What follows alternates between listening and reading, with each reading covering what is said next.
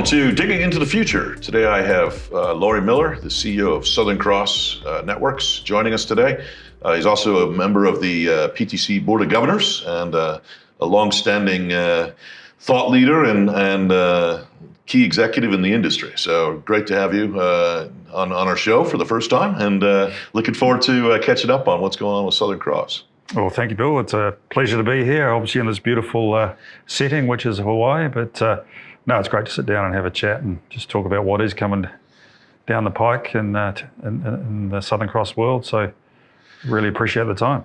Yeah. Now, you've been around for a while. I mean, it is interesting. You start looking at the, it seems like the multiplication of the amount of capacity that you can put down a single wave has really changed a lot in the last sort of 3 to 4 years, right? Or 5 years. I think it's actually been a very short window compared to where, in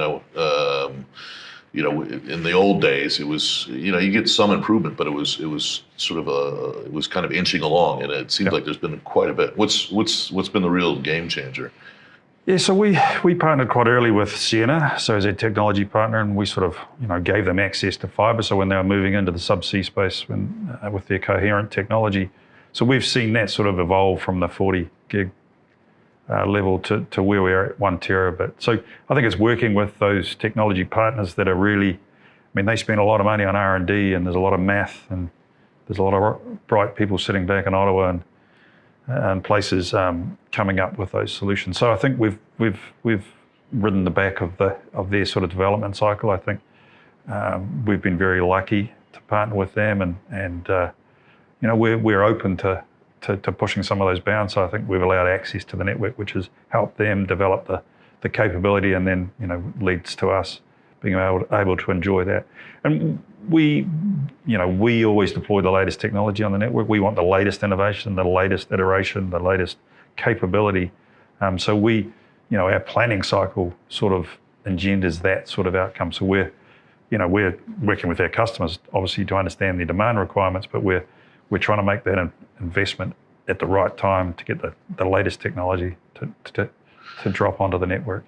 Yeah, it seems like, and this Southern Cross version is a little different than the old one, right? So you've sort of brought in, we always call them the 100-pound gorilla, Telstra, right? Which was, sure, for many years, that was your biggest competitor, right? You competed with Endeavour, and it was always a battle between the two systems. And now it seems like you've sort of come together and you're working together sort of as a partnership, it sounds like. Yeah, for sure. We've been very privileged with who our shareholders have been. Obviously, the carriers, so Spark, Telecom New Zealand back in the day was one of the foundational partners, and then Singtel Optus and Verizon had a 10% shareholding. So they were very instrumental. They were the carriers originally, and it was all about the eyeballs. That's what drove demand. That's moved, obviously, now. The hyperscalers are much more significant in terms of demand drivers. But Telstra, was not an original equity partner. They were a customer, they've been a long-serving customer of ours. But with Next, they decided to make the splash into equity ownership. So they're a 25% equity owner, and they've been a great partner, obviously, and they have their global aspirations. So we work very closely with them as both a customer and as a shareholder to make sure that we're relevant and continuing to invest in the network and be a force in the future. So Telstra's brought a lot to the table, and they're a good partner to work with. So we've enjoyed that, I think, introduction of the gorilla. Yes. Well, but you've also, it's interesting, in PTC DC, we spent a lot of time on the Pacific has sort of been spotlighted in the last, I'd say 4 or 5 years, partly because of the standoff between the United States and China, and the Pacific Islands sort of sitting in the middle. And and now we've recently had the Pacific Fiber announced by Google that's going to sort of run around the region. You think this is just the beginning of a lot of stuff that's going to go on, or do you think this is sort of a phase and we'll go back to sort of normalcy of some sort in the region? How do you see it? Obviously you're there every day dealing with the various stakeholders, right? Yeah, I think it's an ongoing, fibre.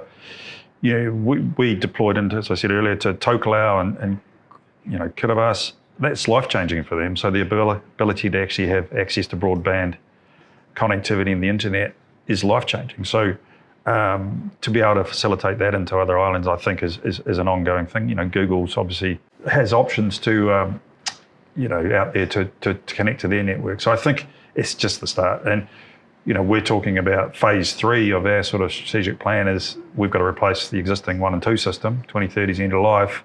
So we want to build Pacific Express, which would be a high fibre count system across Australia to the US. So we would connect to those.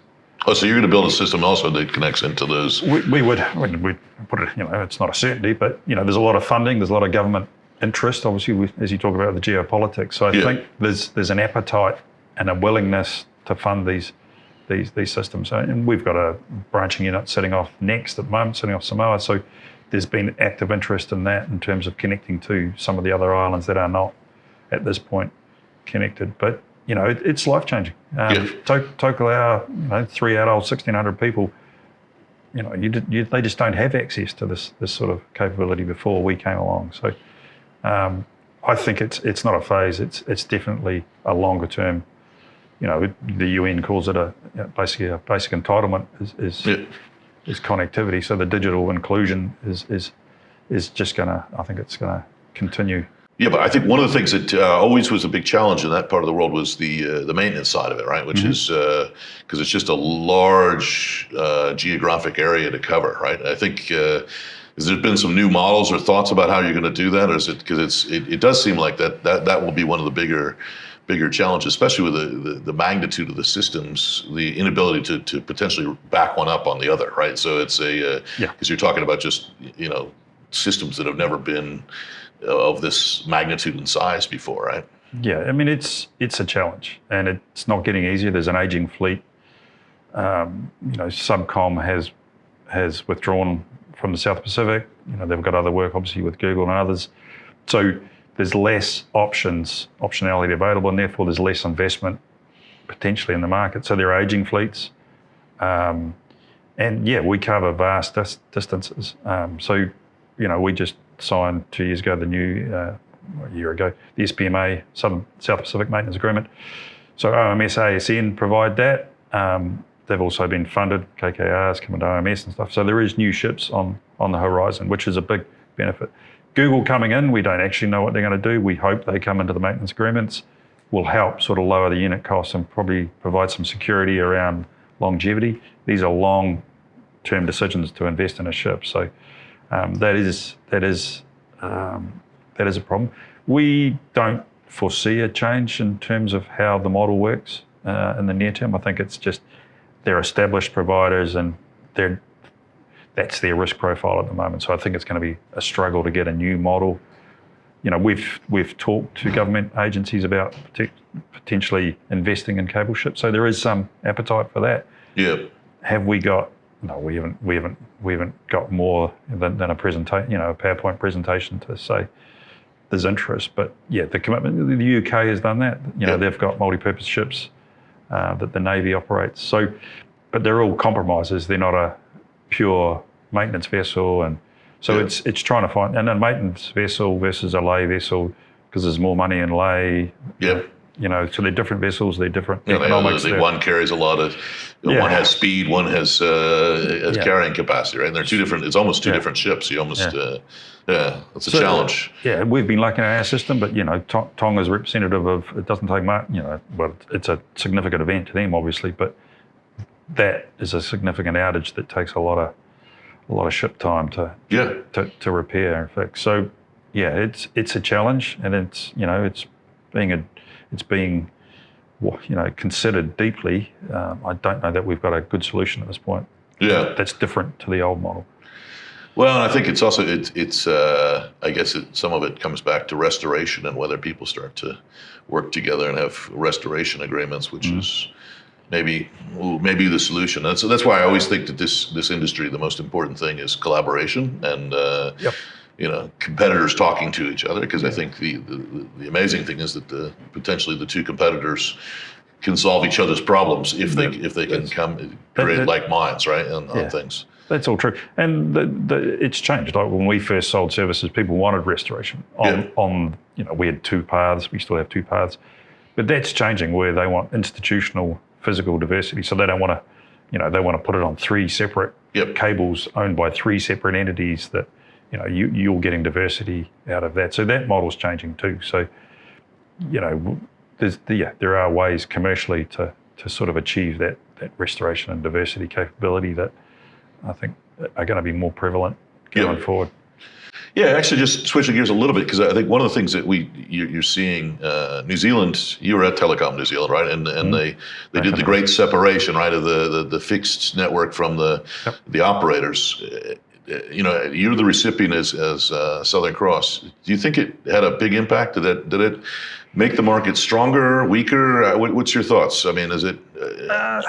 It definitely did in the short term. I mean, it pushed broadband out. We're 93% penetration in terms of fibre to the home in New Zealand. I think it was a model for the world. So the thing is, the eyeballs.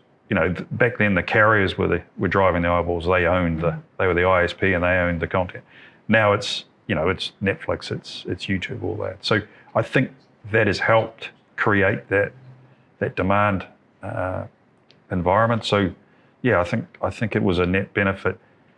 I think to the average consumer, I don't know that New Zealand Inc. benefited from the separation and but I think the user, the end user, certainly benefit in terms of, access to high-speed broadband. So yeah, no, it seems like the average user. I mean, it's funny. I've had a house in New Zealand, and I remember having to pay the metered services when you'd have your kids on a streaming site and say, okay, you got to turn that off, or it's we're gonna spend too much money. And I think it's I think those concerns are now gone as I think New Zealand is kind of and a lot of it has to do with your building the right cables and getting the right capacity between the country and the end source of the content, right? Yeah, and Southern Cross was pretty visionary when it was first imagined.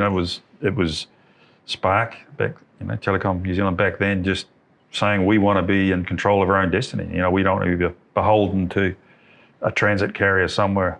We want to be responsible for the outcome. So I think, quite visionary back then, and then obviously very successful. Yep.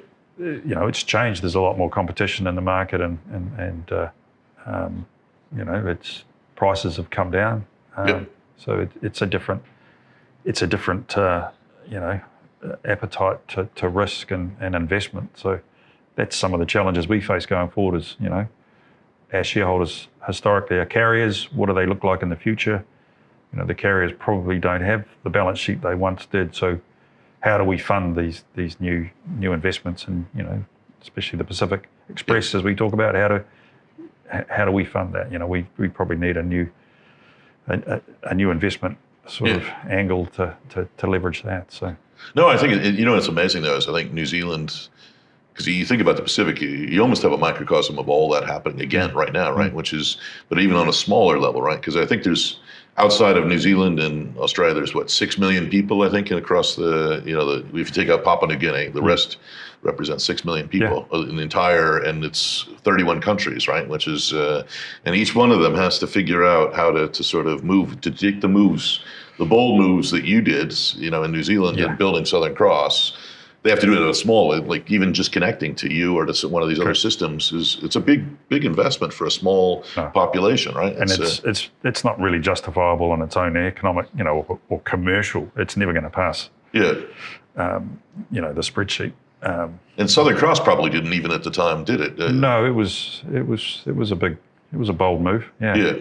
I think the CEO at the time was quoted as, after the dot-com bubble, worst investment decision I've ever made. And then 4 years later, when bandwidth came back, best investment decision they've ever made. So yeah, there's definitely cycles. It's a 25-year investment. So you got to hold the course and stay confident. But the Pacific Islands. So that's why I think you've got to incorporate it as part of a wider program. So we have to partner with government agencies, nation states, and say, look, because you only want to send the ship once, and you want to make it as economic for everybody, and you're going to need, funding agencies, governments, World Development Bank, those types of organisations to help fund those those branches to those island nations. Because And what do you think it's just a branch, or do you think it's more than that? Do you have to sort of build? I mean, because the branch solves a little bit; it gets you at least the pipes there, right? But then, in the end, don't you actually have to? I mean, I don't know that much about the islands, but take Fiji for example, isn't it? It's like 12 or 14 islands, right? So not only you can solve it, you got one landing that gets into Fiji, but then how do you get it distributed to all these other little islands that are in part of the same country? Yeah, I mean that's I think a mix of satellite and cable. You cannot economically justify going to those 14 islands. Yeah. It's just never going to make sense. Put a landing station, it's just not going to cost out for anybody. So no, it's there has to be some reality to the solution.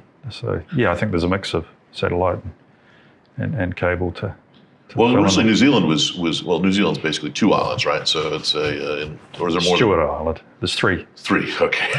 3 main islands. Steel Islands, pretty small. What are the 300 people on the island or something? Yeah. But okay, you're right. So it's 3 islands and all of So it makes that a little bit easier, and also the crossing from the north to the south is a few miles, right? I mean, it's not a it's 20 odd miles. Yeah. So that was probably pretty easy to build cables across that. Yep. In its day. Yep. But So it's still a diverse, geographical. And the thing is, the South Island is not that populated, so it's a tough economic model to justify building the South. But it's been done. What? So you're building this Tasman system, right? And it's and it's interesting because how many systems exist today across the Tasman? So there's technically 2 direct paths. So there's TGA. And then there's our original, we call it segment A, Trans-Tasman. So they're the short path. TGA goes into Raglan. We go into Muriwai Beach, just west of Auckland. And then we branch. So we branch into New Zealand, but it's like 2,500 kilometres longer. Hawaii does the same. So they branch off the main trunk. And then Google's going to put a similar solution as well. So it's not a low latency path. So there's only 2 systems. We would take segment A out once we deploy Tasman Express. So it'd still only be 2.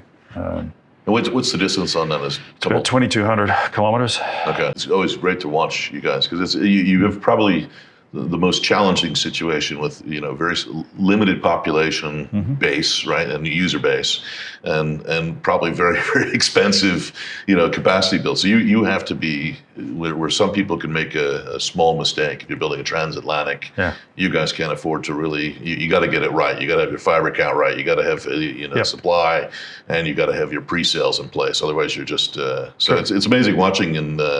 It's a testament to the great job you're doing because I think it's probably got to be when I look around. I mean, submarine cable business is hard everywhere, but I think you probably have the biggest challenge of anybody because it is the most difficult economic decisions to make against and there's not a lot of room for error. No, I know. I mean, thank you for that. But I mean, you've got to have confidence from your board. So your shareholders have to be, they're on the journey too. So they've got to commit, risk appetite and dollars. It's been a journey, but I think it is a unique span. It's a long system. It's like you were saying before, the maintenance on those long spans is problematic. It's expensive. So the original system was a 3 segment system. So you got landing stations in 3. It's 6 times the card. It's 3 times cards, but 6 cards to light a segment, Australia to the US. So having point-to-point, one shot, helps some of those economics. But and then the high fiber count, again, you're trying to lower your unit cost. But costs haven't come down since we built Next, there's not that many suppliers out there and it's harder and harder to actually get into their production slot and then get a ship and then get the economics right. So it hasn't got easier. No, it hasn't. Well, I mean, the ships haven't gotten faster. Yes, the amount that goes down the pipe has changed a lot, but the actual pipe itself is. I think there's almost been no change in the cost of laying the pipe in the water. There's not been a sea change in terms of cable ships. In fact, I would probably argue cable ships have probably gotten worse, right, in some ways. In terms of there's not a whole lot of new inventory sitting on the water. So no, it has, and 16 fiber. count system, you got to drag that through the factory. The factory production process hasn't changed a whole lot. You've got to color each of those fibers. So that's 16 times you got to run that through the factory, as opposed to 4 when we built next. So yeah, none of that's got faster. So you know, that's time on the production floor that costs money. So yeah. Thank you so much for joining us on Digging into the Future, and it's been an outstanding chat just on probably one of the more innovative and interesting cables that has been built here, and one that's going to be having a major impact on all of us here in the Pacific for the years to come. Well, thank you, Bill. It's always good to chat, and I certainly appreciate having a forum that we can talk about some of the roadmap that we've got ahead of us. So we're really excited about Tasman Express, and then further down the track Pacific Express. But yeah, we continue to innovate and use technology and just do our thing. So supporting the Pacific is our remit, and that's what we continue to we plan to continue to do. So thank you, Bill. Good to chat. Good to see you, Laurie, and good luck with it all. Cheers. Appreciate it.